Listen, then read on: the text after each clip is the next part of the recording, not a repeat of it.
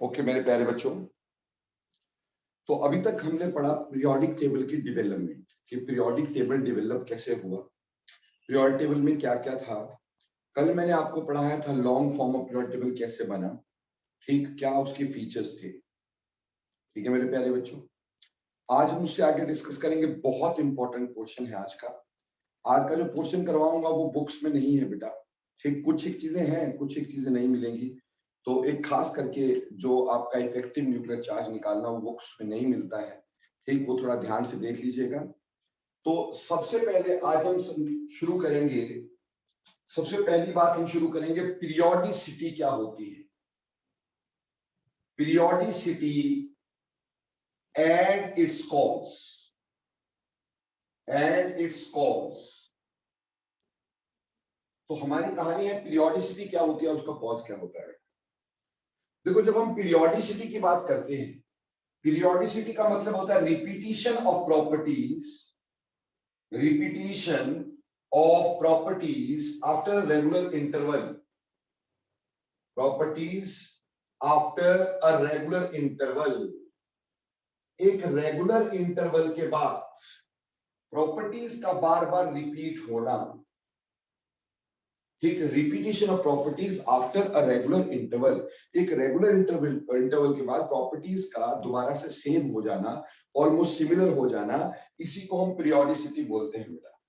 अभी तक जितने अटेम्प्ट हमारे पास इससे पहले आए थे, बिफोर दिस वेरी अटेम्प्ट, ये जो अटेम्प्ट था, इससे पहले जितने अटेम्प्ट हमारे पास आए थे, that lacked the explanation for periodicity. ये पीरियोडिसिटी होती क्यों है, ये प्रॉपर्टी सेम क्यों हो जाती है, इससे पहले वाला कोई भी पीरियोडिक टेबल उसको बता नहीं पाया था।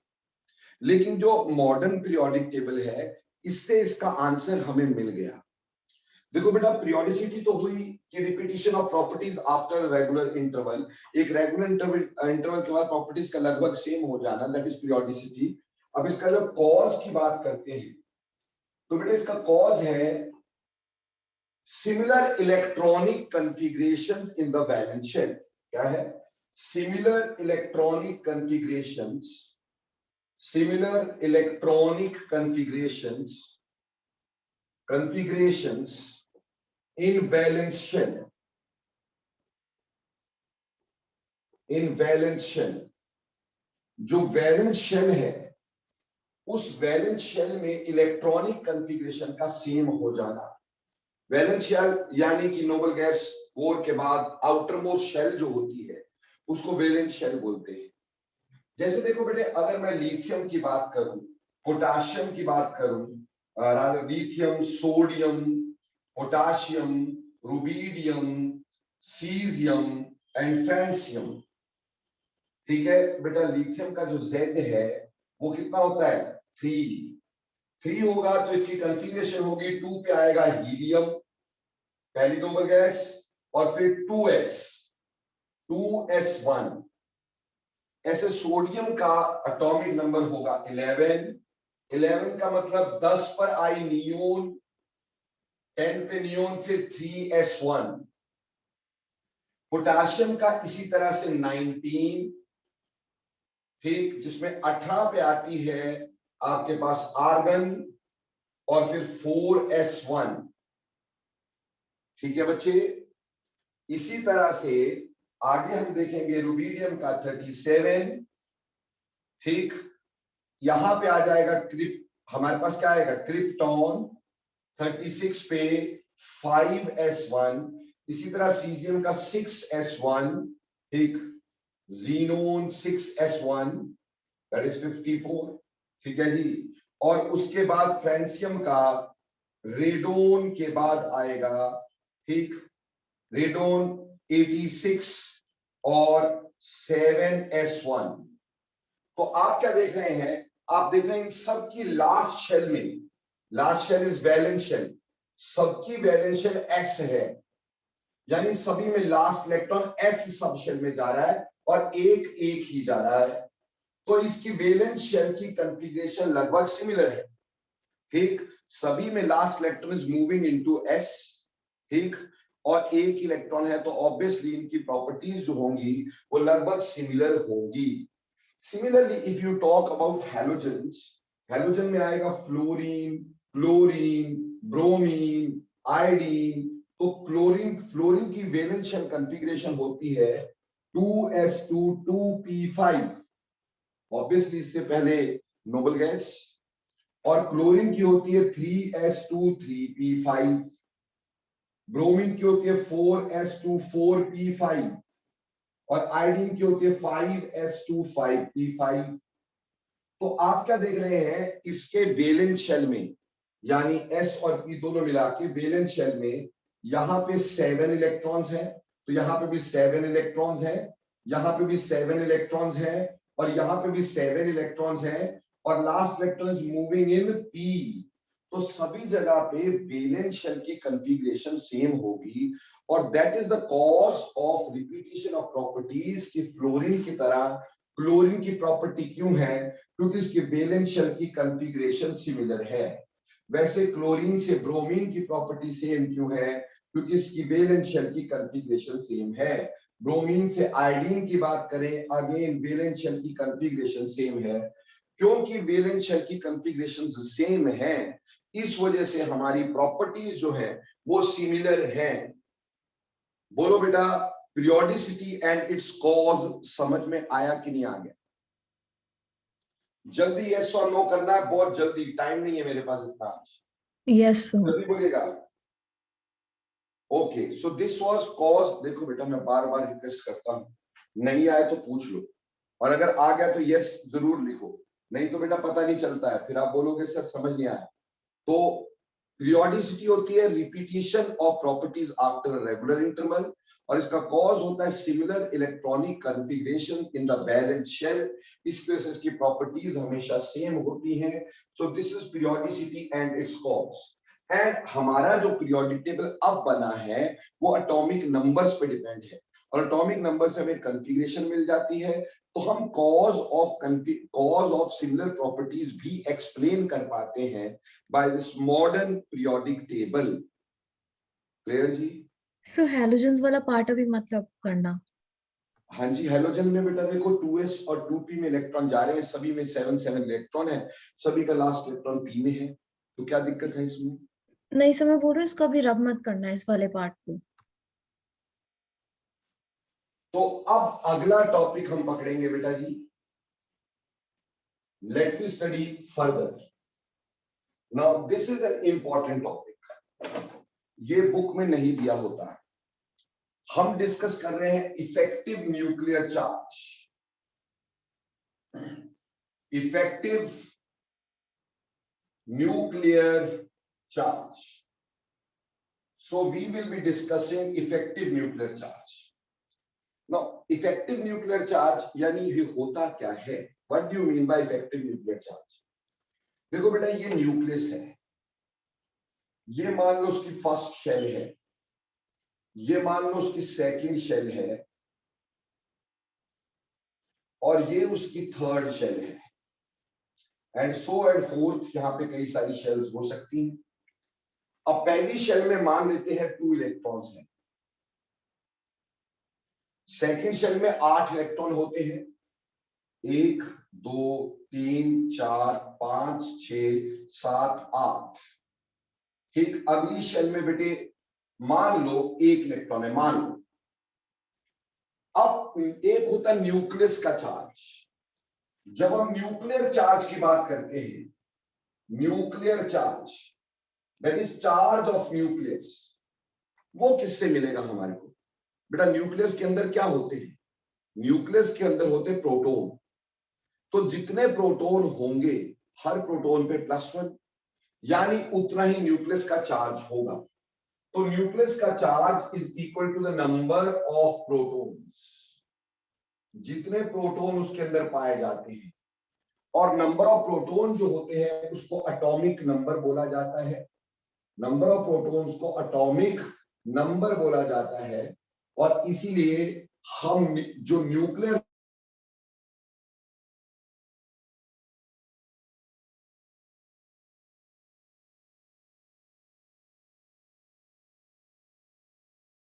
सो बेटे देखो, जो न्यूक्लियर चार्ज है, मैंने कहा वो नंबर ऑफ प्रोटॉन्स के बराबर है, यानी एटॉमिक नंबर के बराबर है। पर जितना चार्ज इस इलेक्ट्रॉन को फील हो रहा है, जितना चार्ज इस इलेक्ट्रॉन को फील हो रहा है, क्या उतना ही चार्ज ये इलेक्ट्रॉन भी फील करेगा? क्या सेम चार्ज ये इलेक्ट्रॉन भी फील करेगा? ऐसा नहीं होता। क्यों? क्योंकि बीच के इलेक्ट्रॉन जो होते हैं वो एक्चुअली इस इलेक्ट्रॉन को रिपेल भी तो करेंगे, ठीक? इस रिपल्शन को लोग स्क्रीनिंग इफेक्ट बोल देते हैं। तो यहां पे हम एक और चीज बता रहे हैं, स्क्रीनिंग और शील्डिंग इफेक्ट। स्क्रीनिंग इफेक्ट और shielding effect. Shielding effect. No, screening effect या शील्डिंग इफेक्ट की डेफिनेशन की जहां तक बात करें तो लोग बात इसको ऐसे पढ़ाते हैं बेटा, ये कहते हैं कि screening of electron by inner electrons, screening of outer electrons from inner by inner electrons, screening of outer electron by inner electrons, ठीक? जो अंदर के इलेक्ट्रॉन है एक्चुअली वो बाहर के इलेक्ट्रॉन को स्क्रीन करते हैं, छुपाते हैं। पर मैं तुम्हें बता दूंगा कि ये गलत है, छुपाना कोई मतलब नहीं होता है। ये इलेक्ट्रॉन कौन सा इसके एग्जैक्ट इसके आगे ही होना है, उसमें रिपल्शन होनी है, तो वो दूर ही रहने हैं, मैक्सिमम पॉसिबल डिस्टेंस पे ही रहने हैं, ठीक? फर्क सिर्फ ये होता है कि ये इसको रिपेल करता है। तो एक्चुअली स्क्रीनिंग का मतलब होता है repulsion of electrons, repulsion of inner electrons to outer electrons. अंदर के इलेक्ट्रॉन जो है वो आउटर इलेक्ट्रॉन को क्या करते हैं? अंदर के इलेक्ट्रॉन आउटर के इलेक्ट्रॉन बेटा इलेक्ट्रॉन को रिपेल करते हैं। रिपेल करने की वजह से जितना ये न्यूक्लियस का चार्ज फील कर सकता था उतना न्यूक्लियस का चार्ज ये फील नहीं कर पाता। It could not feel the same charge as there is a nucleus having proton in it. तो जो प्रोटॉन का एग्जैक्ट चार्ज है वो बाहर वाले इलेक्ट्रॉन फील नहीं कर पाते क्योंकि अंदर वाले इलेक्ट्रॉन्स को रिपेल करते हैं। लेकिन टीचर लोग इसको ऐसे ही पढ़ा देते हैं कि screening of outer electron by inner electron, कि बाहर अंदर के इलेक्ट्रॉन जो बाहर के इलेक्ट्रॉन को शील्ड कर देते, छुपा देते हैं। छुपाते उपाते कुछ नहीं है, ये सिर्फ रिपल्शन होती है जिसकी वजह से जितनी फोर्स इसके अंदर लगनी चाहिए उतनी फोर्स नहीं लग पाती। तो जो आपके पास ये इलेक्ट्रॉन होता है वो एक्चुअल चार्ज फील नहीं कर पाता, वो फील करता है effective nuclear charge. Effective nuclear charge. अब इफेक्टिव न्यूक्लियर चार्ज हमारे पास क्या हुआ? It is charge felt by, actual charge felt by an electron. Actual charge of nucleus, actual charge of nucleus felt by an electron. एक electron जो actual charge nucleus का feel कर पाता है, ठीक? एक इलेक्ट्रॉन जो एक्चुअल चार्ज न्यूक्लियस का फील कर पाता है उसको हम इफेक्टिव न्यूक्लियर चार्ज बोल देते हैं और इसको लिखते हैं Z इफेक्टिव से, Z इफेक्टिव। अब जो Z इफेक्टिव होता है बेटा हमारे पास, यानी इफेक्टिव न्यूक्लियर चार्ज जो होता है हमारे पास, ये कैसे निकालते हैं? ये निकालते हैं Z that is nuclear charge minus sigma. बेटा this sigma is called as screening constant. इस सिग्मा को बोला जाता है स्क्रीनिंग कांस्टेंट, के अंदर के इलेक्ट्रॉन जितने स्क्रीन कर रहे हैं, ठीक, उसको हमने इसमें से क्या कर दिया? माइनस कर दिया, उसको स्क्रीनिंग कांस्टेंट बोलते हैं। तो इससे Z इफेक्टिव निकलता है। तो ये फॉर्मूला होता है Z इफेक्टिव का। तो बेटा एक तो हो गया न्यूक्लियर चार्ज, न्यूक्लियर चार्ज तो हो गया नंबर ऑफ प्रोटॉन्स के बराबर यानी एटॉमिक नंबर के बराबर, यानी number of protons in a nucleus, that is called as nuclear charge. और effective nuclear charge is actual charge which can be, you can say actual charge which can be felt by electron, because some of the screening जो है, screening constant जो है वो उसको minus कर देते हैं, स्क्रीनिंग कांस्टेंट उसमें निकल जाता है। ठीक है, तो इस तरह से इफेक्टिव न्यूक्लियर चार्ज हम निकाला करते हैं। अब इफेक्टिव न्यूक्लियर चार्ज निकालने के लिए हमें सिग्मा निकालना पड़ेगा। तो सिग्मा निकालने के लिए हमारे पास कुछ रूल्स दे रखे हैं। ठीक, इन रूल्स को हम बोलते हैं स्लेटर्स रूल। स्लेटर्स रूल बेटा ये बुक्स में नहीं मिलेंगे तुम्हें, स्लेटर रूल। ठीक, स्लेटर रूल क्या कहते हैं ध्यान से समझ लेना है। देखो बेटा, सबसे पहले ये दो पार्ट में बटा है स्लेटर रूल। सबसे पहले तो बोलते हैं कि जो हमारी शेल्स हैं उनकी ग्रुपिंग करनी है। ग्रुपिंग कैसे करनी है, पहले हमने फर्स्ट शेल लिखना है। फर्स्ट शेल में 1s होता है। फिर सेकंड शेल में सिर्फ 2s और 2p होता है। फिर third shell 3s 3p 3d होता है। फिर fourth shell 4s 4p 4d 4f होता है, ऐसे सो ऑन। बेटा याद रखना, ये सिर्फ हमारे पास रेडियस का ऑर्डर है। This is not the order of energy. ये एनर्जी का ऑर्डर नहीं है, ये रेडियस का ऑर्डर है। This is the order of radius, not the order of energy. Clear? तो पहले फर्स्ट शेल लिखा, फिर सेकंड शेल लिखी, फिर थर्ड शेल लिखी, फिर फोर्थ शेल लिखी। हमें पता है फर्स्ट शेल में सिर्फ 1s होता है, 2s की पॉसिबिलिटी नहीं है, रादर 1p की पॉसिबिलिटी नहीं है, 1d की पॉसिबिलिटी नहीं है, 1f की पॉसिबिलिटी नहीं है। इसलिए सेकंड शेल में 2s 2p होता है, 2d एग्जिस्ट नहीं करता, 2f एग्जिस्ट नहीं करता। थर्ड शेल में 3s 3p 3d होता है, 3f एग्जिस्ट नहीं करता। इस तरह फोर्थ शेल में सारे एग्जिस्ट करते हैं, ये f तक। अब इसी तरह से फिफ्थ का भी किसी का भी बना सकते हैं।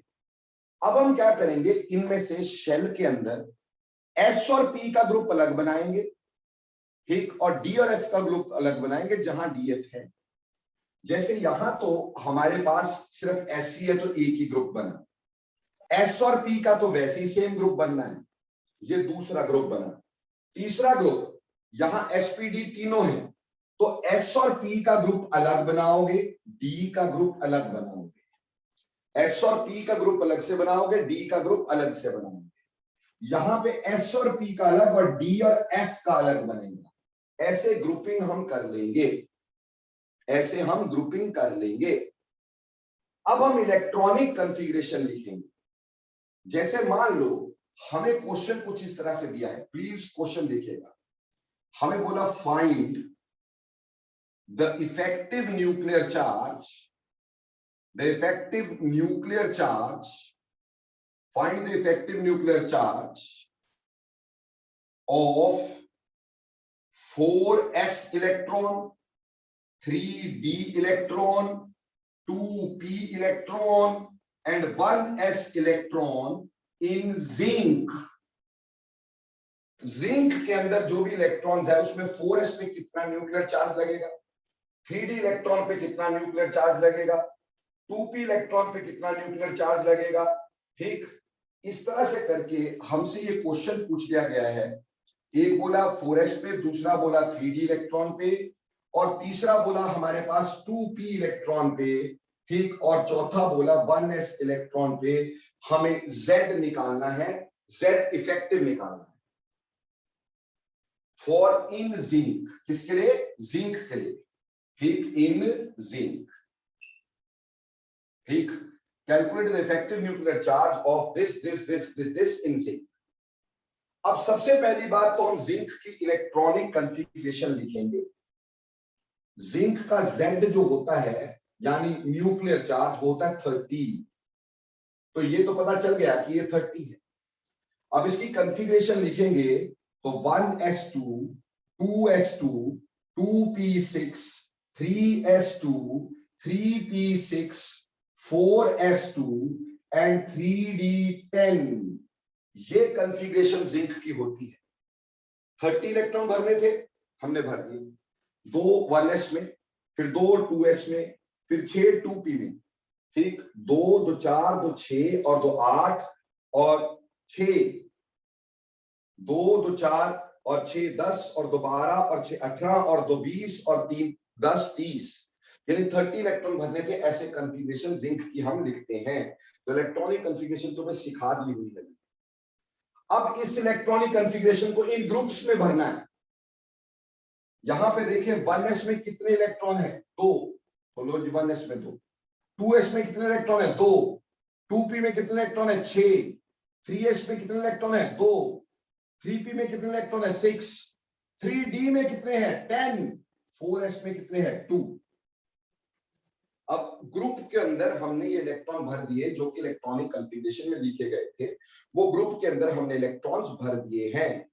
बोलो यहां तक समझ में आया कि नहीं आया? जल्दी बोलना यस और नो। सर हमने 4s4 पे और 3D को हमने अलग क्यों किया है, मतलब अलग ग्रुप क्यों बनाया उसका? बेटे इन दोनों का स्क्रीनिंग पावर अलग अलग होता है। एस और पी का और डी का स्क्रीनिंग पावर अलग होता है। डी का इलेक्ट्रॉन क्लाउड इतना डिफ्यूज नहीं होता, सॉरी एस और पी का इलेक्ट्रॉन क्लाउड इतना डिफ्यूज नहीं होता। डी का इलेक्ट्रॉन क्लाउड वेल मार्क्ड नहीं होता, बहुत ही कम डेंसिटी होती है, डिफ्यूज्ड क्लाउड होता है, इसलिए उनका स्क्रीनिंग इफेक्ट अलग होता है। क्लियर? Yes sir. तो ऐसे हमने इस कॉन्फ़िगरेशन को यहां पे लिख दिया है। सर अब चलते मेरे दोस्तों आगे। अब हमने इसको बांट दिया है, हमने इसको अच्छे से लिख दिया है। अब कुछ रूल्स हैं हमारे पास for calculation of sigma. Slater rule से हम सिग्मा कैलकुलेट करते हैं, यानी screening constant. For calculation of sigma screening constant, बेटा इसमें भी एस और पी के रूल अलग है, डी के रूल अलग है, क्योंकि डी की स्क्रीनिंग अलग है। देखो बेटा for S and P, for S and P पहले आराम से समझ लेना, ऐसे में चलते रहना।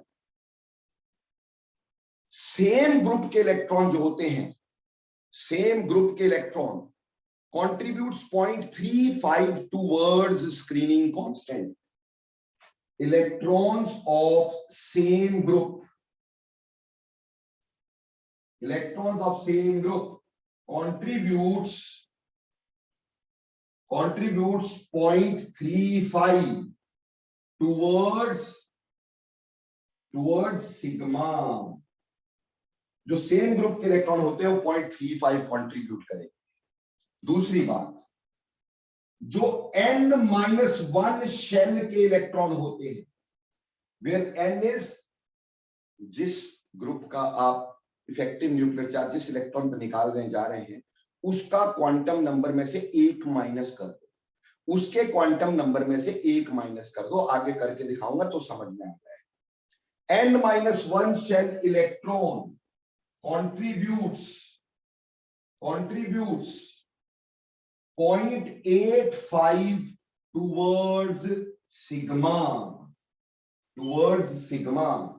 जो अगर मान लो हमारे पास 4s का इलेक्ट्रॉन है, हम 4s पे इफेक्टिव न्यूक्लियर चार्ज देखना चाहते हैं, तो 4s वाले ग्रुप पे जो इलेक्ट्रॉन्स होंगे उनकी कंट्रीब्यूशन 0.35 होगी सिग्मा की तरफ, और जो हमारे पास 4 हाईएस्ट शेल था उसका 4-1 3 थर्ड शेल में जितने इलेक्ट्रॉन होंगे उनकी कंट्रीब्यूशन 0.85 होगी।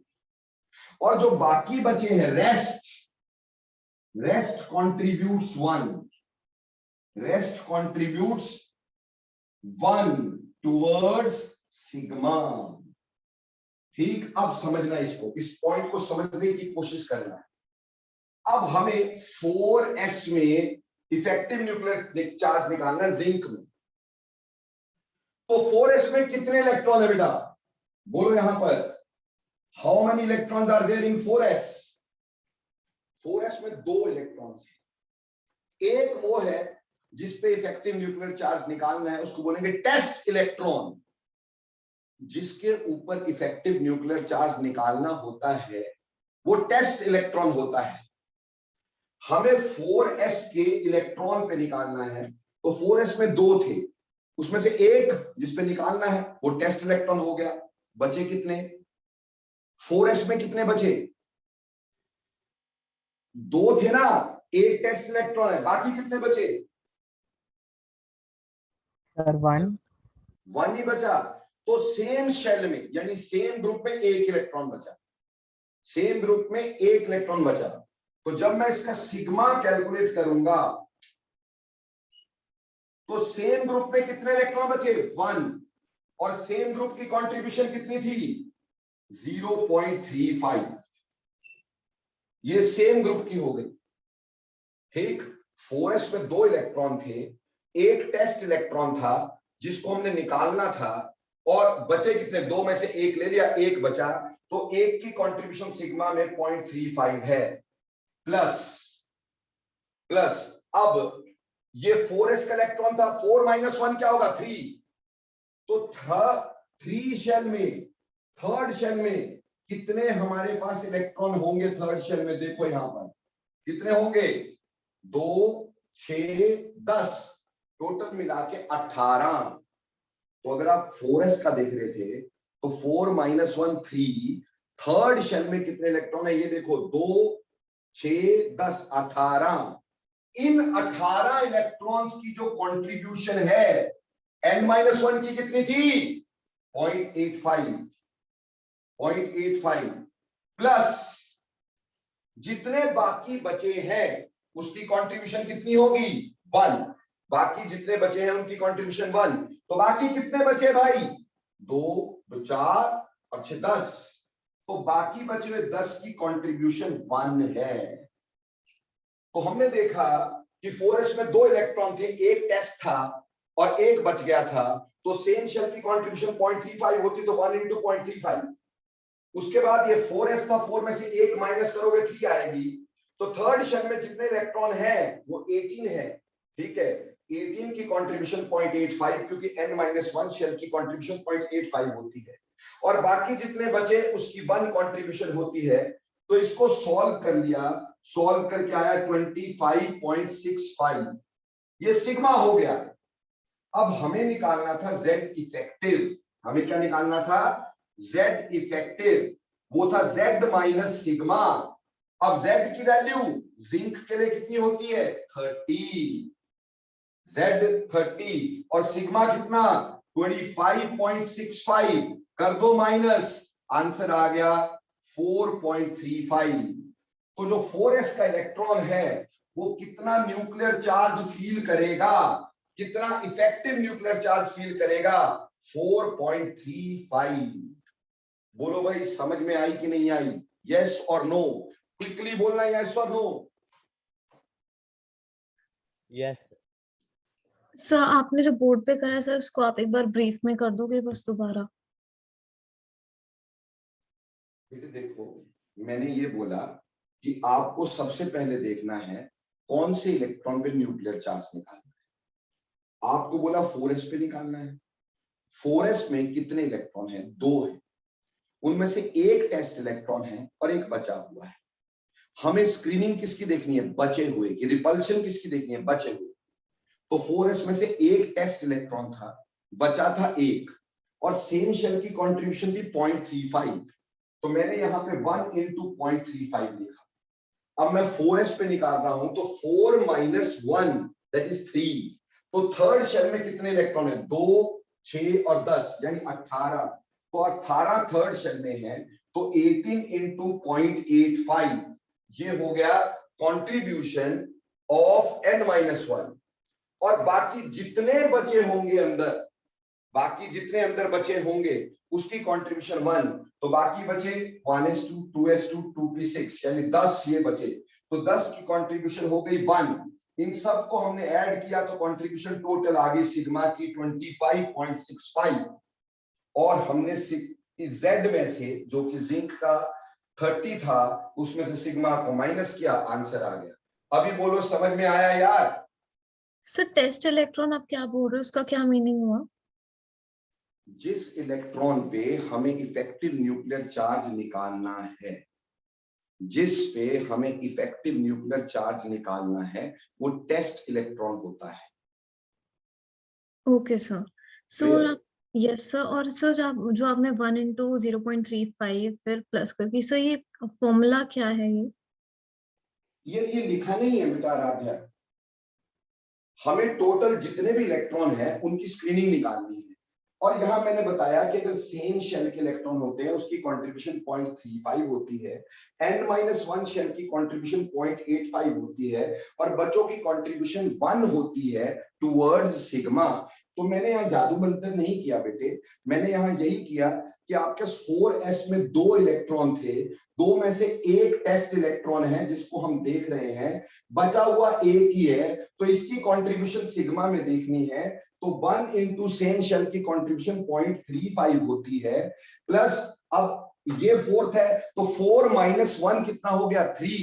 तो थर्ड शेल की कंट्रीब्यूशन कितनी होनी चाहिए, थर्ड शेल के जितने इलेक्ट्रॉन होंगे उनकी कंट्रीब्यूशन 0.85 होगी। तो थर्ड शेल में 3s 3p 3d में 18 इलेक्ट्रॉन है, इन 18 की कंट्रीब्यूशन 0.85 है और बाकी जितने बचे हुए हैं उनकी कंट्रीब्यूशन 1 होती है। बाकी ये सारे बचे हुए थे, ये 10 बचे हुए थे, 10 के 10 की कंट्रीब्यूशन 1 होगी। इन सब की कंट्रीब्यूशन को ऐड करके टोटल सिग्मा निकल जाएगा और z में से हम इसको माइनस कर देंगे। अभी बोलो समझ में आया? Yes sir. हाँ जी, कोई और डाउट किसी बच्चे का?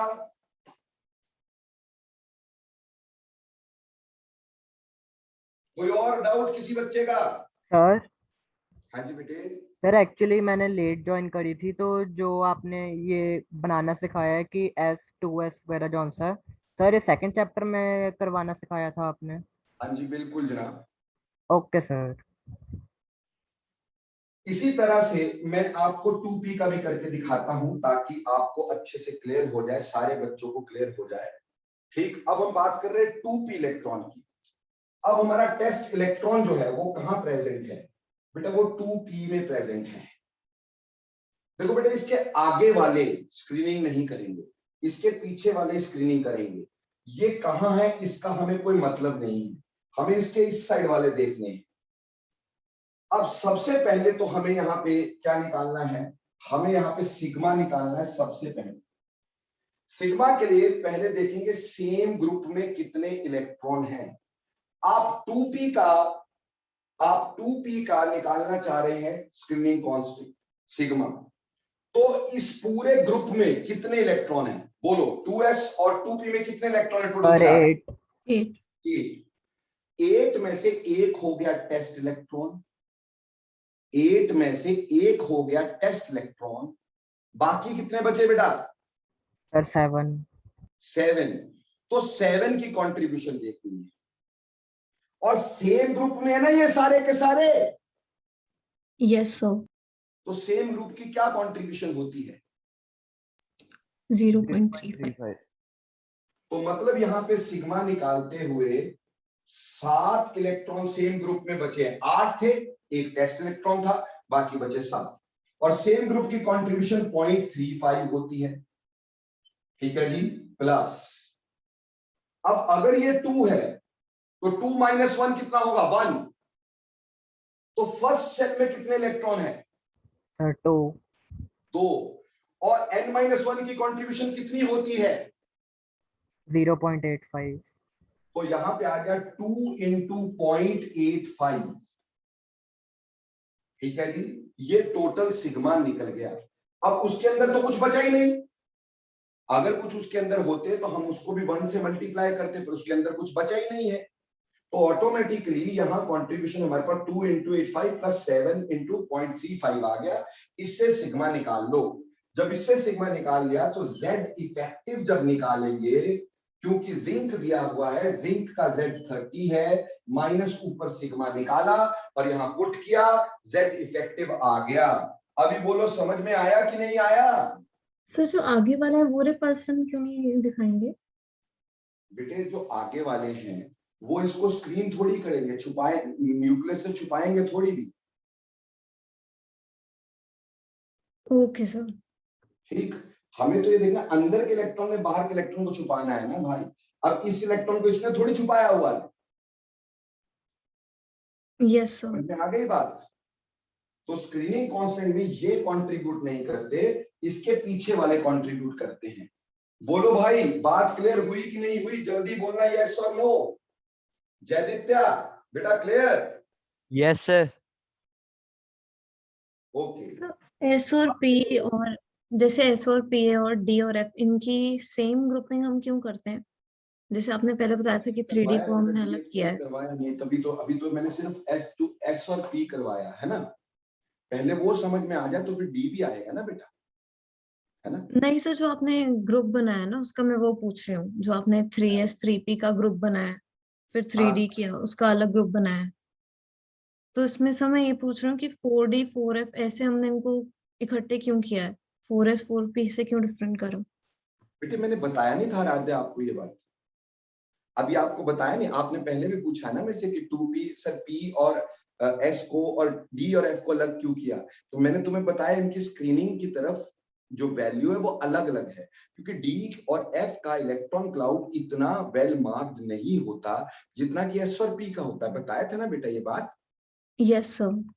फिर सर मेरे को वो 4 वाले में कंफ्यूजन हो गई कि वो 4S इसी 4P में भी इसमें क्या 4D कंफ्यूजन, 4F भी कर सभी में दिया। एक चीज है, हम कोई बेटा सब चीजों के लिए अलग अलग थोड़ी कर रहे हैं यार। मैंने आपको बोला कि आप एस और पी का अलग ग्रुप बनाओगे, डीएफ का अलग ग्रुप बनाओगे, तो डीएफ के लिए अलग रूल होगा, एस और पी के लिए अलग रूल होगा, ठीक है। Yes sir. अब आ जाओ, अब हम डी की बात करते हैं। जैसे मैंने यहां कहा कि आपके पास एस और पी का रूल अलग है और डी और एफ का रूल अलग है, तो हमने एस और पी के लिए कैलकुलेशन के लिए देख लिया, एस और पी की कैलकुलेशन के लिए तो हमने देख लिया, बट अब हम डी और एफ के लिए करेंगे। For D and F, for D and F only, अगर इसको 1 लिख दूं, इसको 2 लिख दूं, इसको 3 लिख दूं, तो डी एंड एफ के लिए ओनली 1 एंड 3 इज अप्लाइड, बस। डी एंड एफ में सेकंड पार्ट हम नहीं लेते। अगर कभी टेस्ट इलेक्ट्रॉन डी या एफ में होगा तो सेकंड वाला पार्ट नहीं लेंगे, बस फर्स्ट और थर्ड पार्ट को देखेंगे, यानी सेम शेल के इलेक्ट्रॉन देखेंगे और बचे हुओं का 1 ले लेंगे। सेम शेल का 0.35, बचे हुओं का 1, सेम ग्रुप का 0.35, बचे हुओं का 1। क्लियर? तो जैसे यहां 3D है, अब आपका टेस्ट इलेक्ट्रॉन 3D में है, तो बताओ 3D में कितने इलेक्ट्रॉन हैं? सर 10। 3D में 10 इलेक्ट्रॉन है, बिल्कुल सही बात है। 3D में 10, और 3D का ग्रुप इससे अलग है ना भाई, डी यस का सर। ग्रुप एस और पी से अलग है ना। Yes sir. तो 3D में 10 इलेक्ट्रॉन थे, 10 में से एक आ गया टेस्ट इलेक्ट्रॉन, बचे कितने? 9। 9। तो 9 की कंट्रीब्यूशन, सेम शेल की कंट्रीब्यूशन कितनी होती है? 0.35। 0.35।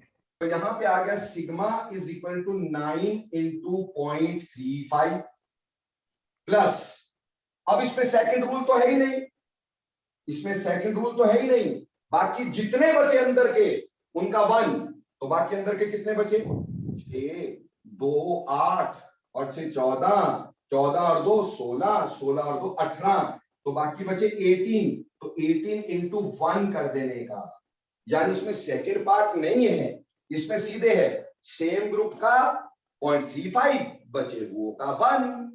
तो भैया हमने सीधे ही यहां पे सिग्मा निकाला, हमारे पास 10 इलेक्ट्रॉन थे 3D में, तो 3D में 10 इलेक्ट्रॉन होने की वजह से हमने समझ लिया कि हमारे पास 10 में से एक टेस्ट इलेक्ट्रॉन है, 9 बचे हुए हैं, 9 सेम ग्रुप में है, उनकी कंट्रीब्यूशन 0.35 है, और बाकी जितने बचे हैं उनकी कंट्रीब्यूशन 1 है।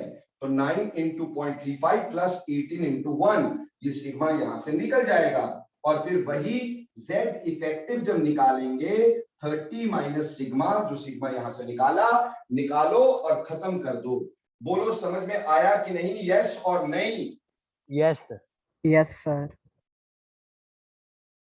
जिस बच्चे को नहीं आया पूछ सकता है अभी भी, राइट नाउ। सर जो आपने इफेक्टिव न्यूक्लियर चार्ज की डेफिनेशन लिखी है, इसका मतलब मेनली मतलब तो यही है ना कि जो रिपल्शन फोर्स वो इलेक्ट्रॉन एक्सपीरियंस कर रहा है बेटे इसका मतलब न्यूक्लियस से। न्यूक्लियस का जो फोर्स लगना चाहिए वो प्रॉपर फोर्स नहीं लग रहा है, उसको अंदर के इलेक्ट्रॉन रिपेल करके कम कर रहे हैं। समझ गई बात? Yes sir. बस अब आ जाओ 1s, ठीक। 1s में कितने इलेक्ट्रॉन है भाई? 2 2।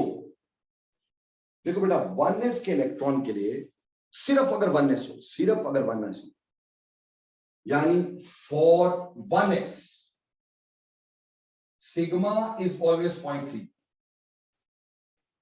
1s में 2 इलेक्ट्रॉन है, एक टेस्ट है तो बच गए एक, उसकी कंट्रीब्यूशन हमेशा 0.3 होती है, 0.35 नहीं होती, 0.3 होती है सिर्फ 1s के लिए। बाकियों के लिए 0.35 होती होगी, पर 1s के अपने ही शेल के इलेक्ट्रॉन के लिए सिर्फ 0.3 है, सिर्फ 1s में।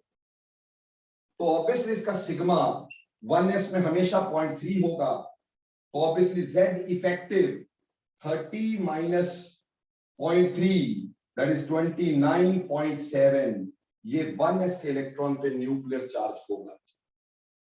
इसमें कुछ भी करने की जरूरत नहीं है, कुछ भी करने की जरूरत नहीं है। बोलो भाई समझ में आया कि नहीं आया? Yes sir. यार जसमीत बेटा जब मैं बोलता हूं भाई कि मेरे को डाउट बताओ, क्यों नहीं बोलते यार?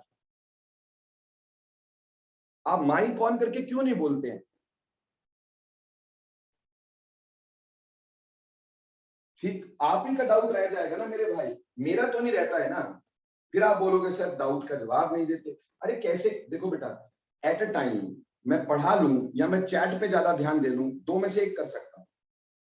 ठीक, चैट सिर्फ मैं ये देखता हूँ यस और नो कि हाँ जी किसी को समझ में आया कि नहीं आया। आप कोई बड़ी सी चैट लिख देंगे, इतना पढ़ने का समय नहीं होगा बेटा, क्लास बहुत स्लो हो जाती है। Got this? तो मैं इसीलिए बोलता हूँ, आराध्या माइक खोल करके बोलती है, सभी माइक खोल करके बोलते हैं, क्या दिक्कत है यार? अब मैं एक एक चीज को बार बार कैसे बताऊंगा बेटा? चलो जसमीत पूछो, क्या पूछना चाह रहे हो, क्लियर बताओ मेरे को, चलो शाबाश बोलो। सर जो 9 इलेक्ट्रॉन बचे थे वो एक ही ग्रुप के थे? ऑब्वियसली देख यहाँ पे 3D में कितने इलेक्ट्रॉन है? 10। 10 में से एक टेस्ट, तो बचे कितने? 9 बोल बेटे। 9 बचे। तो 9 किस एक ही ग्रुप के हैं कि नहीं?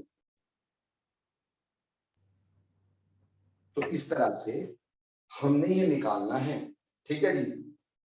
और पूर्वा जी पूछ रहे हैं, मैंने आपको बोला पूर्वा जी 1s में जो इलेक्ट्रॉन दूसरे वाला है, 1s में 2 इलेक्ट्रॉन होंगे, तो एक की कंट्रीब्यूशन हमेशा 0.3 होगी बस। ठीक, तो वो 0.3 कंट्रीब्यूट करता है, तो आप 30 में से 0.3 माइनस कर दोगे, 29.7 आ जाएगा। अभी बोलो भाई क्लियर हो गया सभी को? सर जल्दी जो बोलो आपने yes or no। सर जो मेरे को बाकी से समझ में आ गया, जो आपने डायग्राम के थ्रू एक्सप्लेन किया ना दोनों डेफिनेशंस, बस उन डेफिनेशन में थोड़ी मेरे को कंफ्यूजन हो रही है। कौन सी बेटा मेरे को बताओ आराध्या, क्या नहीं समझ में आया बेटे?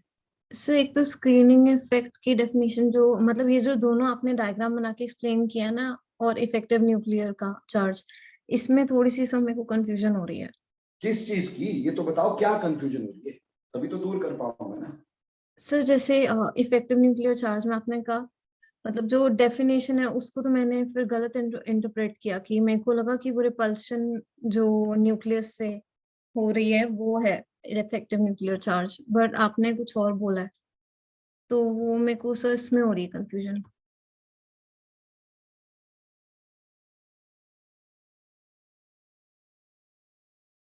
तो वो कम होगी कि नहीं होगी? सर मेरे को आपकी आवाज अब आई है, हैंग हो गया था सब बीच में। कि ये जो इलेक्ट्रॉन है, इस इलेक्ट्रॉन को अंदर की तरफ को खींचा जा रहा है, यस सर। फोर्स लग रही है, और ये इसको रिपेल कर रहा है, तो जितनी फोर्स अंदर की तरफ को लगनी है, क्या उसमें से फोर्स कम होगी कि नहीं होगी? होगी सर। तो वही तो स्क्रीनिंग है। इस रिपल्शन से जो फोर्स कम हुई उसी को स्क्रीनिंग बोला हमने, और इसको जो अंदर की तरफ को फोर्स लग रही थी एग्जैक्ट, यानी कि टोटल फोर्स जो थी उसमें से हमने रिपल्शन वाली फोर्स को माइनस कर दिया, तो बाकी जो बचा वो एक्चुअल फोर्स लगी कि नहीं लगी? Yes sir. तो उसी को हमने क्या बोला, इफेक्टिव न्यूक्लियर चार्ज। तो इफेक्टिव न्यूक्लियर चार्ज क्या होता है? Actual charge of nucleus which can be felt by an electron, क्योंकि ऑब्वियसली जब न्यूक्लियस उसको खींच रहा होता है, बाकी इलेक्ट्रॉन्स को रिपेल कर रहे होते हैं, तो जितनी फोर्स उसके ऊपर लगनी चाहिए वो कम हो जाती है। तो जो एग्जैक्ट फोर्स उसको फील होती, जो चार्ज उसको फील होता है न्यूक्लियस का, वो एग्जैक्ट चार्ज से हमेशा कम होता है, उसको इफेक्टिव न्यूक्लियर चार्ज बोलते हैं। और रिपल्शन की वजह से वो जो चार्ज कम फील हो रहा है उसको स्क्रीनिंग बोलते हैं। सो और जो दूसरे इलेक्ट्रॉन से एक इलेक्ट्रॉन को रिपल्शन फील हो रही है उसको हम स्क्रीनिंग इफेक्ट कहेंगे। सारे इलेक्ट्रॉन जो अंदर के इलेक्ट्रॉन है, ये भी इसको रिपेल कर रहा है, ये भी इसको रिपेल कर रहा है, ये भी इसको रिपेल कर रहा है, उन सब की स्क्रीनिंग की तरफ कुछ कंट्रीब्यूशन है ना भाई? Yes sir. तो वो सब निकाल रहा हूं मैं यहां। Okay sir. तो उम्मीद करता हूं बात क्लियर हो गई। येट मैं एक और करके दिखा देता हूं, ताकि ऐसे ना हो कि ऐसे मन मार के बोल दो हाँ जी क्लियर हो गया, बाद में पता चले कि आया ही कुछ नहीं। ये किसी बुक में मिलना नहीं भाई, किसी टीचर ने कराना नहीं। समझ में आई बात?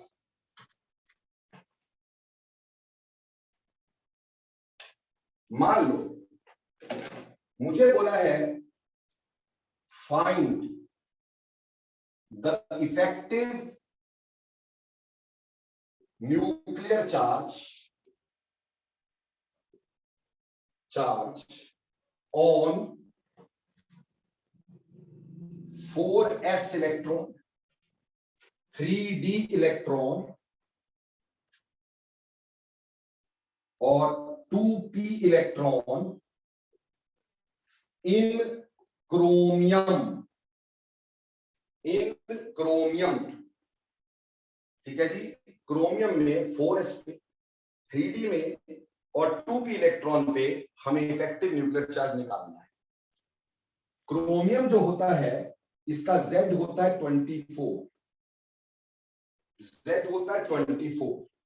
तो इसकी कॉन्फ़िगरेशन कैसे लिखते हैं? देखो जी 1s2 कॉन्फ़िगरेशन इसकी आएगी 1s2 2s2 2p6 3s2 3p6 3p6 4s2 and 3d5 1s2 2s2 2p6 3s2 3p6 4s2 3d5 4s1 rather chromium की एक्सेप्शनल कॉन्फ़िगरेशन। क्रोमियम की एक्सेप्शनल कॉन्फ़िगरेशन होती है, आपको पता है 1s2 2s2 2p6 3s2 4 3p6 4s1 3d5 ये configuration है। This electronic configuration. अब हम इसकी ग्रुपिंग करेंगे। ग्रुपिंग कैसे करेंगे? पहले 1s फिर 2s 2p, 1s का ग्रुप अलग 2s 2p का ग्रुप अलग, फिर 3s 3p का ग्रुप अलग, 3d का ग्रुप अलग, 4s 4p का ग्रुप अलग। बस इतनी जरूरत है, इससे आगे तो जरूरत है नहीं हमारे को। अब 1s में कितने इलेक्ट्रॉन गए हैं? 1s में 2 इलेक्ट्रॉन गए हैं, 2s में 2 गए हैं, 2p में 6 गए हैं, 3s में 2 गए हैं, 3p में 6 गए हैं, ठीक। और 3d में 5 गए हैं और 4s में 1 गए, ठीक है जी। अब पहला आ गया 4s इलेक्ट्रॉन, 4s। तो भैया पहले बताओ फटाफट से 4s में कितने इलेक्ट्रॉन हैं? 1 एक इलेक्ट्रॉन था। अगर एक इलेक्ट्रॉन है वो टेस्ट इलेक्ट्रॉन है, तो क्या सेम शेल में कोई इलेक्ट्रॉन बचा? No no sir. तो सेम ग्रुप में कोई इलेक्ट्रॉन नहीं है। तो जब हम सिग्मा निकालेंगे तो सेम ग्रुप यानी कि 4s में कोई भी नहीं, 0 into 0.35, क्योंकि एक इलेक्ट्रॉन था 4s में भाई। There was only 1 electron in 4s और वो टेस्ट इलेक्ट्रॉन था जिस पे निकाल रहे हैं, तो दूसरा कोई इलेक्ट्रॉन ही नहीं है सेम ग्रुप में। तो 0 into 0.35 प्लस, अब 4 minus 1 क्या हुआ? 3 में कितने इलेक्ट्रॉन है अंदर? बोलो फटाफट से। 3 में कितने हैं? 8 अरे 6 और 5 कितने हुए? 13 पूरे 3D में कितने हुए भाई? 13। हमने यहां लिखा 13 इंटू 0.85।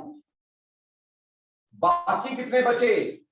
बाकी अंदर के बचे 8, तो वो हुआ 8 इंटू 1। ये निकल के आ गया सिग्मा। सो सिग्मा यहां से निकाल दिया हमने। अब हमने निकालना है जेड इफेक्टिव। तो क्रोमियम का जेड था 24, माइनस ऊपर से निकाला सिग्मा, इसको पुट किया, आंसर निकाल दिया। बोलो भाई समझ में आया कि नहीं? यस और no? Yes sir. Yes, sir. उससे आगे चलो, 3D की बात करो। अब सर 3D में, हाँ जी बेटे, सर आपने 1s2 वाले ग्रुप के इलेक्ट्रॉन्स नहीं लिए? बोलो बेटे। सर आपने 1s2 वाले इलेक्ट्रॉन्स नहीं लिए? यार ये जो ले लिए 10 नहीं लिए, सर 8 लिए। 1s2, 2s2, 2p6, 8 इंटू 1 नहीं लिए ये। तो सर 10 होने चाहिए ना? हाँ जी, सर 6 सर वो कह रहे हैं कि 2 आपने 10 नहीं होना एक चाहिए? आदमी बोलो, एक आदमी बोलो, सिर्फ एक आदमी जो क्वेश्चन पूछ रहा है पहले उसको बोलने दो। हाँ जी बोलो सर 10 इलेक्ट्रॉन्स नहीं होने चाहिए? बेटे। 10, ओके ओके ओके, 10 है। 8 लिख दिया गलती से, चलो 10 है, बिल्कुल सही। 10 ही होनी चाहिए बेटा, ठीक, वो मेरी गलती हो गई। क्लियर अब? Yes sir. और कोई डाउट किसी का? बोलो बेटा। No sir. No sir. Okay, 3D पे आ जाओ। 3D में कितने इलेक्ट्रॉन्स हैं? How many electrons are there in 3D? Sir 5। 5। 5 में से एक टेस्ट, बचे कितने? सर 4। 4. तो सेम शेल की कंट्रीब्यूशन कितनी होती है? 0.35। 4 × 0.35। और ये डी है, डी में n-1 नहीं देखते। बाकी सब बचे हुए की कितने लेंगे? 1। तो बाकी बचे कितने? 18। तो plus 18 into 1।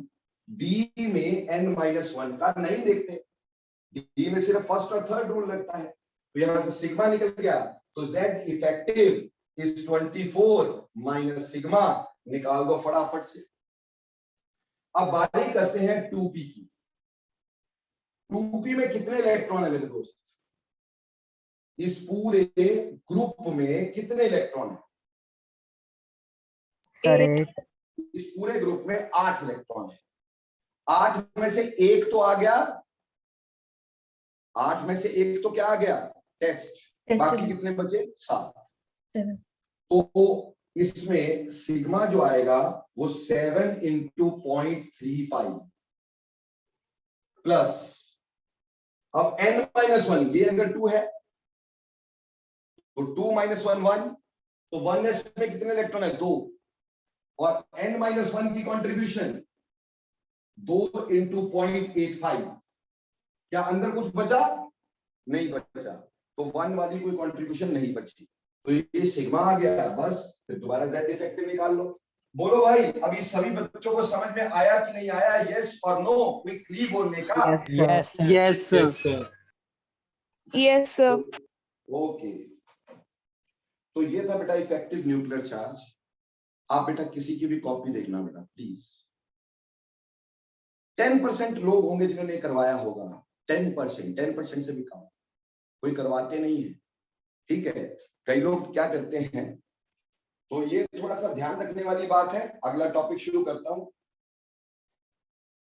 Now after this effective nuclear charge, हम आज एक और चीज करने जा रहे हैं, प्लीज पूरा ध्यान यहां देना है, ठीक। अब हम बात करेंगे location of elements in periodic table. Location of elements, यानी इसमें हमें एलिमेंट का कोई एटॉमिक नंबर दिया हुआ होता है, हमें बोलते हैं पीरियोडिक टेबल में कहां प्रेजेंट होगा, कौन सा ग्रुप, कौन सा ब्लॉक, कौन सा पीरियड होगा।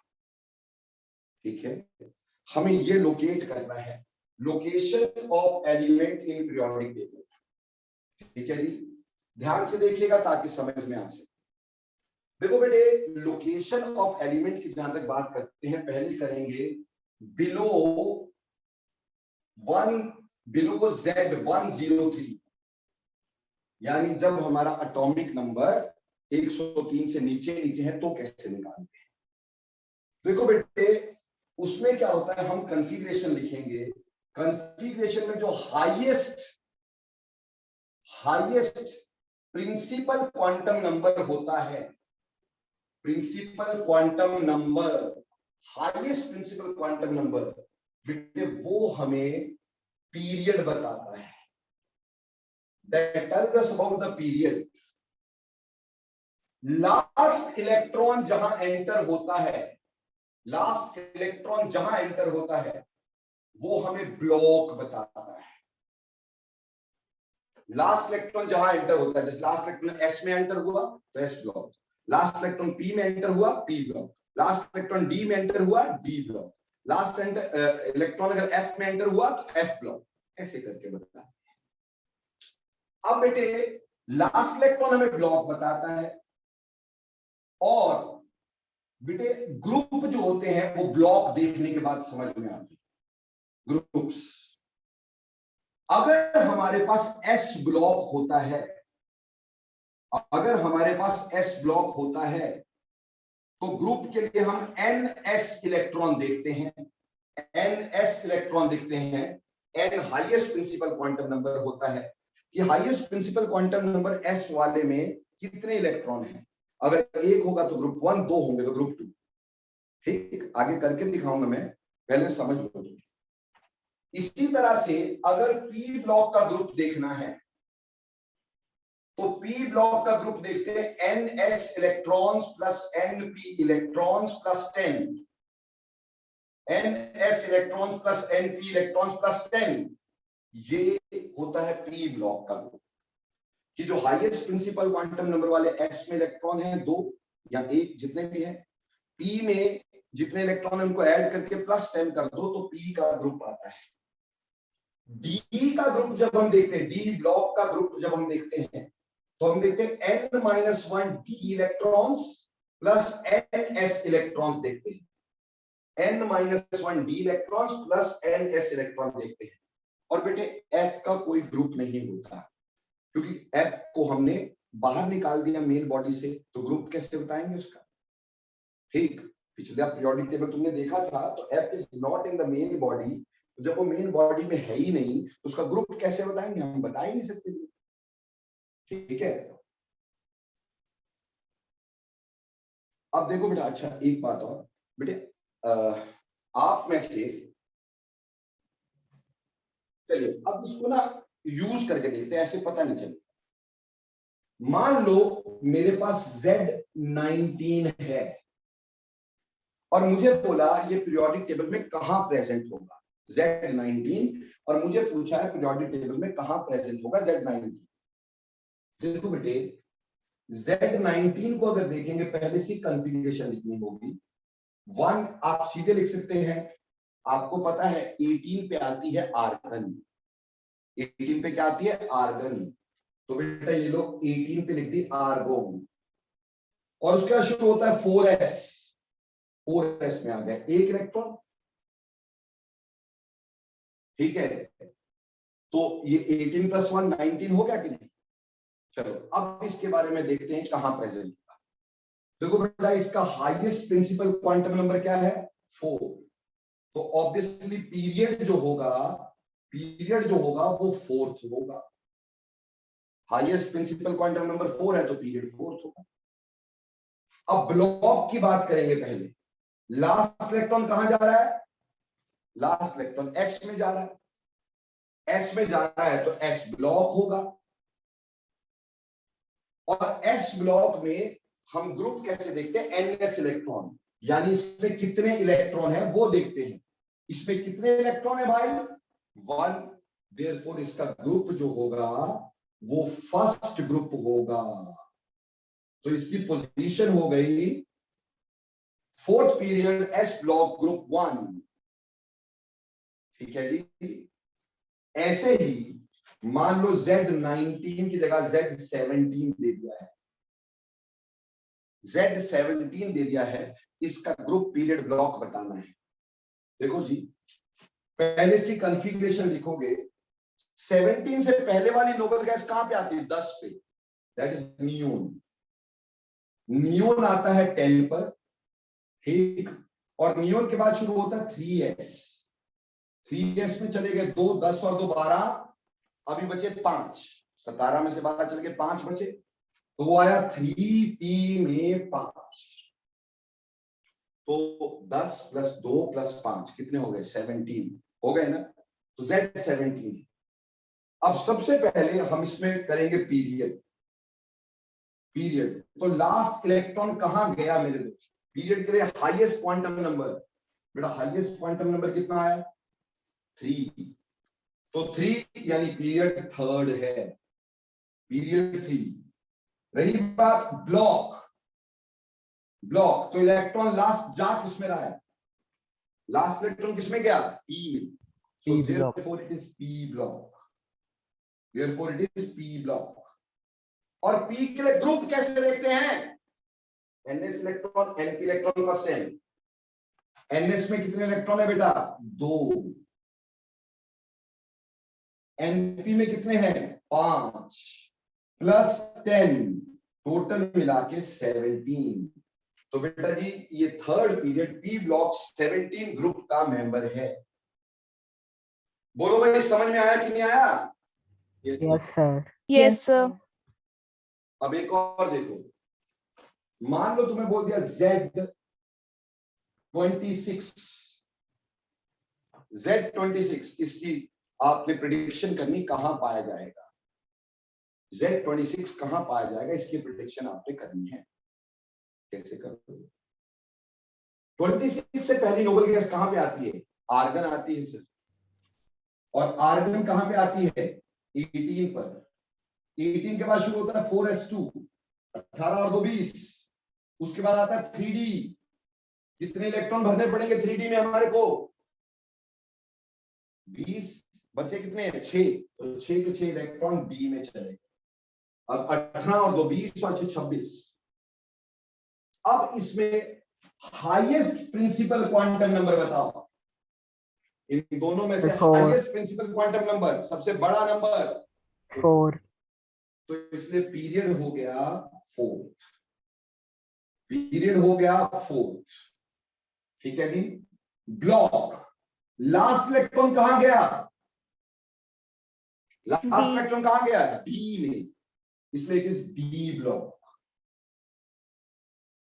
और बोला ग्रुप, तो डी में ग्रुप कैसे निकालते हैं भाई? NS इलेक्ट्रॉन कितने हैं? 2 और N-1 यानी 4 - 1 3। 3d इलेक्ट्रॉन कितने हैं? 6। तो 2 + 6 कितना? 8। अगर N4 है तो N-1 क्या है? 3। 4 - 1 3 और 3d में यहां बोला N-1d और NS इलेक्ट्रॉन। तो NS इलेक्ट्रॉन 4 के थे, 4 के 2 थे, और 3d में कितने थे? 6। तो 2 + 6 8, तो ग्रुप 8 आ गया। बोलो समझ में आया कि नहीं आया? यस और no? Yes sir. Yes, sir. Yes, sir. अब ये तो था बेटा अगर हमारे पास बिलो 103 हो, लेकिन अगली बात, above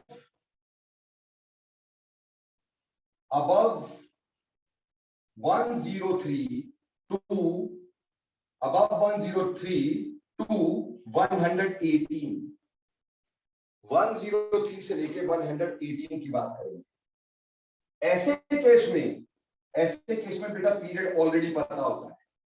103 के ऊपर पीरियड ऑलरेडी पता है 7th है, कुछ और हो ही नहीं सकता। 103 से लेके 118 तक पीरियड हमेशा 7th ही रहेगा। तो पीरियड इज 7th। पहले हमने यहाँ पे ब्लॉक निकालनी थी, फिर ग्रुप निकाला था, यहाँ उल्टा चलेंगे। यहाँ पहले ग्रुप निकलेगा, और ग्रुप यहाँ पे कैसे निकलेगा? Z - 100 से, Z - 100 से ग्रुप निकलेगा। और अगर ग्रुप 1 और 2 हुआ तो एस ब्लॉक, अगर ग्रुप 12 से लेके 18 तक हुआ तो पी ब्लॉक, और अगर 3 से लेके 12 तक हुआ, 3 से लेके 12 तक हुआ तो डी ब्लॉक। यानी यहां फर्क क्या हुआ, 103 से पहले ब्लॉक निकालते थे, फिर ग्रुप निकालते थे by using these formulas, but after 103 पहले ग्रुप निकलता है और फिर 1 और 2 ग्रुप जो होगा वो एस ब्लॉक में, 13 से 18 तक पी ब्लॉक में, 3 से 12 तक डी ब्लॉक में। जैसे अगर मैंने आपको बोल दिया कि मेरे पास है Z115, इसका बताओ कहां प्रेजेंट होगा, तो बेटा जी पीरियड तो पहले से ही पता अपने को, पीरियड इज 7। अब इसमें पहले ग्रुप आएगा तो ग्रुप कैसे निकालेंगे, ग्रुप निकालेंगे Z-100, दैट इज 115 माइनस 100 यानी कि 15, और 15th ग्रुप किसमें पड़ता है सर, पी ब्लॉक में, तो ये पी ब्लॉक का मेंबर होगा। बोलो भाई समझ में आया कि नहीं आया? Yes sir. Yes sir. अगर मान लो कल को बोलते Z104, बताओ कहां प्रेजेंट होगा, बोलना जी पीरियड जो है अपने पास वो 7th है, उसमें कोई चेंज नहीं है, ग्रुप जो है वो 104 माइनस 100 यानी 4th है, और 4th ग्रुप कहां प्रेजेंट होता है सर, डी ब्लॉक में, तो ब्लॉक डी है। ठीक, तो ऐसे अबव 103 to 108 है। ठीक, लेकिन आज एलिमेंट नोन कितने हैं बच्चे, how many elements are known nowadays? 126. 126, तो बाकी भी तो होंगे। तो अब इससे ऊपर चले जाओ, अबव 118, अबव 118 जो पीरियड लिखोगे तुम, जो पीरियड लिखोगे वो 8th लिखोगे, और अब जो ग्रुप निकालोगे वो Z-118 करोगे। जैसे Z हमने कितना लिया था 100, पहले Z-100, अब Z-18, और बाकी ब्लॉक वैसे ही निकालोगे, ब्लॉक वैसे ही निकलेगी। जैसे कि तुम्हें एक क्वेश्चन दे देता, ये मिटा दो जी। Yes, sir.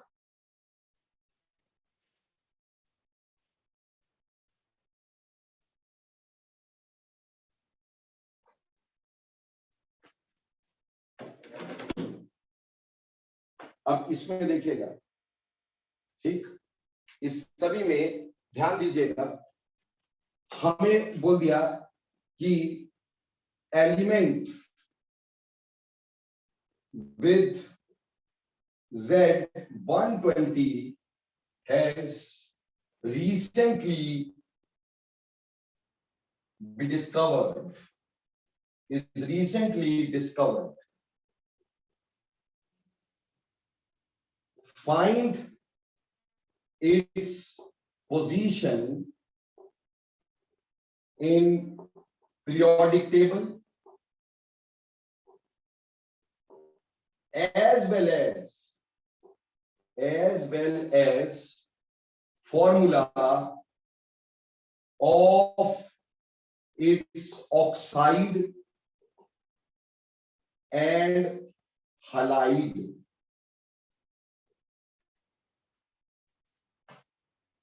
ठीक है जी,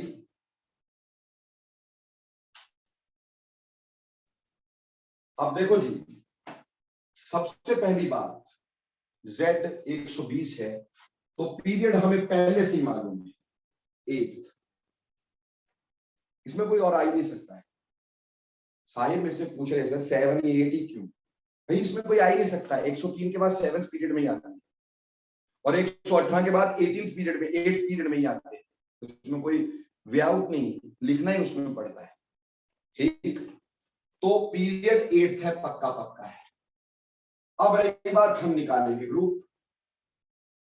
ग्रुप होगा Z माइनस 118 से ऊपर है तो 118 कितना आया 120 माइनस 118 तो ग्रुप इज सेकंड ग्रुप कहां प्रेजेंट है एस ब्लॉक। तो भैया पोजीशन हो गई हमारे पास, पोजीशन हमें पता चल गई कि period 8 group two s block.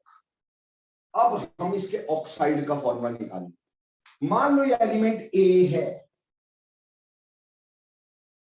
इसका सेकंड ग्रुप है, सेकंड ग्रुप की वैलेंसी 2 होती है, सेकंड ग्रुप की वैलेंसी 2, फर्स्ट ग्रुप की फर्स्ट, सेकंड की 2, थर्ड की 3, 4 का 4, 5 का 8 माइनस 4 दैट इज 3, ऐसे चलते हैं। तो भैया ए जो है उसकी वैलेंसी 2 और ऑक्सीजन की वैलेंसी बचपन से जानते हैं 2, ऑक्सीजन की वैलेंसी बचपन से 2 जानते हैं। तो भैया हम इसको क्रॉस मल्टीप्लाई कराएंगे, ऐसे करके जब हम छोटे बच्चे थे ऐसे ही करवाते थे टीचर। तो इससे फॉर्मूला बनता था A2O2 जिसको हम सिंप्लीफाई कर सकते हैं और लिख सकते हैं AO। तो फॉर्मूला आ गया AO, ठीक है जी। अब आप बोलो सर ये कैसे आया, ये कैसे आया? अरे वैलेंसी सेकंड ग्रुप की 2 है, ऑक्सीजन की वैलेंसी हमेशा 2 होती है, इसको यहाँ क्रॉस मल्टीप्लाई किया A2O2 हो गया और इसको सिंप्लीफाई करेंगे तो AO हो जाएगा। अब इसी तरह से हलाइड यानी हैलोजन, तो A की वैलेंसी 2 है, हैलोजन कोई भी उसकी वैलेंसी 1 होती है, चाहे फ्लोरीन हो, क्लोरीन हो, ब्रोमीन हो, क्योंकि वैलेंस शेल में 7 इलेक्ट्रॉन है, 8 माइनस 7 1, तो उसकी वैलेंसी 1 होती है, ठीक। तो इसको यहां मल्टीप्लाई करो, इसको यहां मल्टीप्लाई करो, तो क्या बन गया बेटा फॉर्मूला? ए के आगे 1, x के आगे 2, तो फॉर्मूला हो गया AX2। बोलो भाई क्वेश्चन समझ में आया कि नहीं आया? जल्दी बोल रहे हैं, यस और no? Yes sir. Yes, sir. Yes, sir. Yes, sir. Yes sir. Okay, किसी बच्चे को कोई दुख दर्द हो यहां तक तो बताएं। ओके, अब चलते जी आगे। अब लास्ट बात करेंगे आज की, अब है देखो बेटा, हमारे पीरियोडिक टेबल में 92 तक, Z92 तक नेचुरली नोन एलिमेंट्स हैं, ठीक। नेचुरली नोन एलिमेंट्स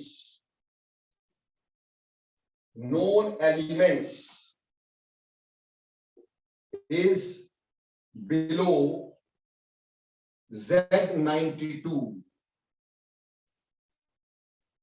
92 के बाद आफ्टर 92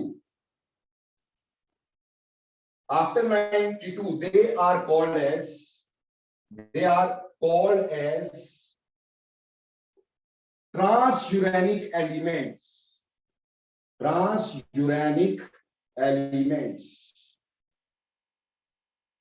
आफ्टर जब Z92 से ऊपर चल जाए तो उसको ट्रांसयूरेनिक एलिमेंट्स बोलते हैं। आफ्टर 92 दे आर ट्रांसयूरेनिक एलिमेंट्स, और ये सारे मैन मेड होते हैं, ऑल आर मैन मेड, ये नेचुरल नहीं होते, इसको आदमी ने बनाया है, ठीक। मैंने आपको न्यूट्रॉन की डिस्कवरी में बताया था कि नए एलिमेंट कैसे बनते हैं। किसी हैवी एटम के ऊपर फास्ट मूविंग पार्टिकल फेंके जाते हैं, लाइक न्यूट्रॉन, प्रोटॉन एटसेट्रा, तो वो हैवी एलिमेंट टूट जाता है, तो कभी कभी उसमें नए एलिमेंट बन जाते हैं, ठीक। तो they are man made element. हाँ, एक बात और समझ लेना, before 92 promethium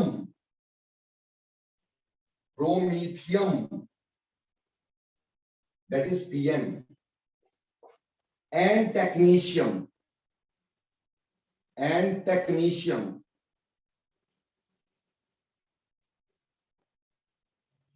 that is TC, they are also man-made, are man-made। तो एक बात क्लियर है कि नेचुरली नोन एलिमेंट 92 तक है, उससे पहले सिर्फ 2 मैन मेड है, प्रोमीथियम और टेक्नीशियम। और 92 के बाद सारे ही मैन मेड एलिमेंट होते हैं। अब क्या हुआ कि उसके बाद जो एलिमेंट बनाए गए 92 के बाद, तो एक एलिमेंट एक से ज्यादा साइंटिस्ट निकाल सकता था। अब प्रॉब्लम यह है, उसको नाम लोग अपने नाम के पीछे, अपनी कंट्री के नाम के पीछे, अपने देश के नाम के पीछे, अपनी गली के नाम के पीछे नाम रखते थे। अब एक एलिमेंट, मान लो एक एलिमेंट आराध्या ने निकाला, उसने नाम रख दिया आराध्या, आराध्यम। आराध्या ने निकाला, नाम रख दिया आराध्यम। और वही एलिमेंट मान लो करण ने निकाल दिया, करण ने नाम रख दिया कर्णियम। अब लड़ाई होगी आराध्या और करण की कि भाई ये मेरा है, उसने बोला इसका नाम आराध्यम होगा, उसने मैंने निकाला इसका नाम कर्णियम होगा। ऐसे करके साइंटिस्ट में लड़ाई चल रही थी कि भाई ये नाम इसका क्या होगा। तो आयुपेक ने बोला तुम लड़ लो, मर लो, ठीक, जब डिसाइड हो जाए तो हमारे को बता देना, हम ठीक कर देंगे। उससे पहले हम इसके कुछ आयुपेक नेम रख देते हैं। आयुपेक यानी international union of pure and applied chemistry names after 100। वैसे तो 92 के बाद ही लग जाते हैं, पर 92 से 100 तक के नाम पहले से पता थे। उसके बाद क्या इन्होंने रख दिया, इन्होंने बोला हर अक्षर का एक रूट रख देंगे। हमारे पास जो नंबर है 0, 1, 2, 3, 4, 5, 6, 7, 8, 9। बोला 0 को बोलेंगे नील, 1 को बोलेंगे अन, 2 को बोलेंगे बाई, 3 को बोलेंगे ट्राई, 4 को बोलेंगे क्वाड, 5 को बोलेंगे पेंट, 6 को बोलेंगे हेक्स, 7 को बोलेंगे हेप्ट, सेप्ट, और 8 को बोलेंगे ऑक्ट, और 9 को बोलेंगे एन। ठीक है जी। अब अगर मान लो मेरे पास आ गया 109, इसका नाम देना होगा, तो मैं कैसे नाम लूंगा? 1 यानी कि अन, 0 यानी कि नील, 9 यानी कि एन, और आगे लगा दूंगा इयम, तो नाम बन गया अनिल एनियम। और इसका सिंबल 1 शुरू होता है यू से, 0 यानी नील शुरू होता है एन से, और 9 यानी कि एन शुरू होता है ई से। सिंबल बन गया यूएनई। जैसे मान लो हमारे पास 114 है, इसका नाम देना है, तो 1 यानी कि अन, फिर 1 यानी कि अन, फिर 4 यानी क्वाड, और आगे इयम, क्वाडियम, तो अन क्वाडियम। और इसका सिंबल 1 यानी कि यू, फिर 1 यानी कि छोटा यू, फिर 4 यानी कि क्यू, तो यू यू क्यू। ऐसे नाम दे दिए गए। जैसे 107, अब नाम दो इसको फटाफट से 107, जल्दी नाम दो इसको 107 को। अनिल सेप्टियम। ऑब्वियसली अनिल सेप्टियम, सो अनिल सेप्टियम यानी UNS। तो ऐसे बेटे नाम और ऐसे उसके सिंबल दे दिए गए। ठीक है, तो ये तो था बेटा। अब खैर आज के डे में तो काफी सारा डिसाइड हो गया है, ठीक, इसलिए अब ये नाम यूज कम होते हैं। बट येट अगर जिसका नाम 100 के बाद नहीं पता हो तो 100 के बाद के लगा सकते, पहले तो पहले से ही पता है ना। ठीक है जी, तो ये नॉमेनक्लेचर था। तो बेटा आज की कहानी में हमने पढ़ा पीरियोडिसिटी क्या होती है, उसका कॉज क्या होता है, पहली बात। दूसरे नंबर पे मैंने तुम्हें इफेक्टिव न्यूक्लियर चार्ज कैलकुलेट करना सिखाया, स्लेटर रूल बताए, सिग्मा कैसे कैलकुलेट होता है वो समझाया। तीसरी बात मैंने आपको उसके बाद निकालना सिखाया location of elements, group period block कैसे निकालते हैं। और चौथी बात 100 के बाद के नाम कैसे देते हैं। तो उम्मीद करता हूं आज की कहानी सारी समझ में आई होगी। So thanks lot for today. मिलते हैं परसों same time same place. Thanks lot. Thank you sir. Thank you, sir.